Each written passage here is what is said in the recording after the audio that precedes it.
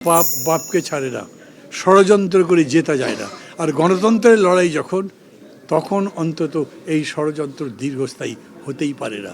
আজকের রায় তার প্রমাণ। রাজনীতি প্রতিযোগিতা আছে, ভোট যখন প্রতিযোগিতা তো বটেই, কে হারবে কে জিতবে, হারাজদারই তো লড়াই। কিন্তু সেই হারা মানে এই নয় যে আপনি কোমরের নিচে বাড়ি দিয়ে তাকে ফেলে দেবেন। কিছু কিছু মিডিয়া যারা সেরকম করে প্রতিষ্ঠিত নয়, তারা লোভে পড়ে অর্থ অন্যান্য উৎকোচের মধ্যে এত অন্যায় রিপোর্ট করেছেন যেগুলোর প্রতিবাদ না করে পারা যায় না। আমি চাইব আপনাদের মাধ্যমে দেশবাসী এটা জানুক যে ক্ষমতার জন্য এই ধরনের উদগ্র কামড়াকামড়ি গণতন্ত্রের পথ নয়। দল আপনি অনেক বড় হতে পারেন, নেতা অনেক বড় হতে পারেন, ব্যক্তি অনেক বড় হতে পারেন, কিন্তু সমগ্রের কাছে ছোট। সেই মানসিকতা না থাকলে গণতন্ত্র হবে না।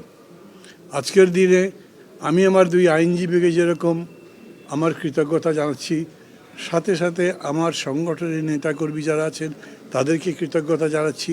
আর কৃতজ্ঞতা জানাচ্ছি আপনাদেরকে। কিছু কিছু মিডিয়া যারা সেরকম করে প্রতিষ্ঠিত নয়, তারা লোভে পড়ে অর্থ অন্যান্য উৎকোচের মধ্যে এত অন্যায় রিপোর্ট করেছেন যেগুলোর প্রতিবাদ না করে পারা যায় না। আমি ব্যাংকের কাছে ঋণী ছিলাম, আমি ব্যবসা করছি, থাকতেই পারি। আমি ব্যবসা নিজে করতে পারি বা না পারি সেটা কথা আমার নামে আছে, আমাকে স্বীকার করতে হবে। কিন্তু আমি খেলাপি হয়ে গেছি, অতএব আমার কাছে নোটিশ পাঠানো হয়েছে, যেটা একেবারে মিথ্যা একটা নোটিশ একটা ব্যাংকের ম্যানেজারকে দিয়ে করানো হয়েছিল। এবং কী প্রক্রিয়া করা হয়েছিল সেটা আবার যে ব্যাংক বগুড়ার বড়গোলায় ইসলামী ব্যাংকের ব্রাঞ্চে যোগাযোগ করলে জানবেন।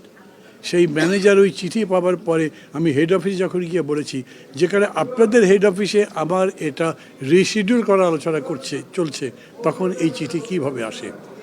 ওটা একটা ঘোরতর অপরাধ ছিল, সেই জন্যে সেই ম্যানেজারকে স্ট্যান্ড রিলিজ করা হয়েছে। কিছু মনে করবেন না, এই খবর মিডিয়াতে যায়নি। শাস্তিমূলক ব্যবস্থা, তাকে শাস্তিমূলক ট্রান্সফার করে স্ট্যান্ড রিলিজ করা হয়েছে। এমন নিচে নেমেছেন আমার বিকল্প প্রার্থী, নাম বলবো না, কারো বিরুদ্ধে বলবার জন্য নয়, পদ্ধতিটা বোঝার জন্য বলি। রাজনীতি প্রতিযোগিতা আছে, ভোট যখন প্রতিযোগিতা তো বটেই, কে হারবে কে জিতবে, হারাজদারই তো লড়াই। কিন্তু সেই হারা মানে এই নয় যে আপনি কোমরের নিচে বাড়ি দিয়ে তাকে ফেলে দেবেন। এটার নাম গণতন্ত্র নয়, অন্য কিছু নয়। আজকে এই সময় কথাগুলো এই জন্যই বলছি, এতদিন এরকম করে বলিনি কারো কাছে আক্রমণ করবার জন্য নয়, এই অভিজ্ঞতা থেকে শেখার জন্যে। পাপ বাপকে ছাড়ে না, ষড়যন্ত্র করে জেতা যায় না। আর গণতন্ত্রের লড়াই যখন, তখন অন্তত এই ষড়যন্ত্র দীর্ঘস্থায়ী হতেই পারে না। আজকের রায় তার প্রমাণ। আমি মনে করি নির্বাচন কমিশন বিজ্ঞতার পরিচয় দিয়েছেন। নির্বাচন কমিশন 2 দিনে যাই করেছেন, আমি মনে করি তার মধ্যেই ইনক্লুসিভনেস আছে।